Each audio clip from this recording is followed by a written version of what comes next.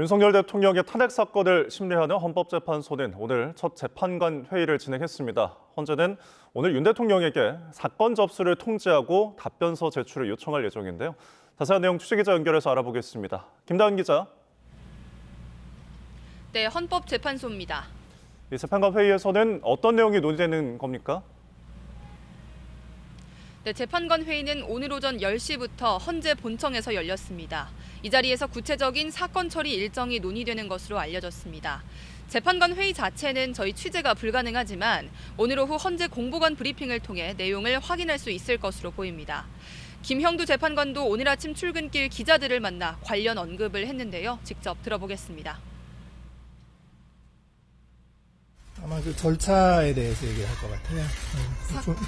준비 절차를 어떻게 할 것인지, 변론을 어떻게 할 것인지 그런 문제에 대해서 얘기를 할 것으로 예상이 됩니다.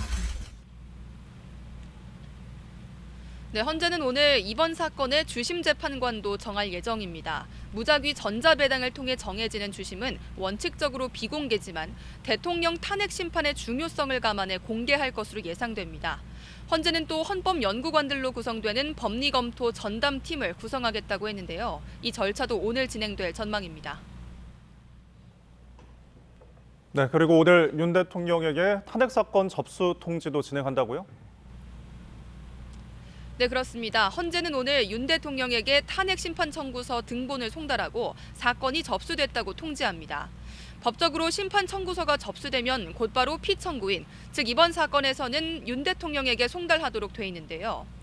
윤 대통령에 대한 탄핵소추 의결이 지난 토요일에 이루어지면서 주말 동안에는 송달이 진행되지 않았습니다.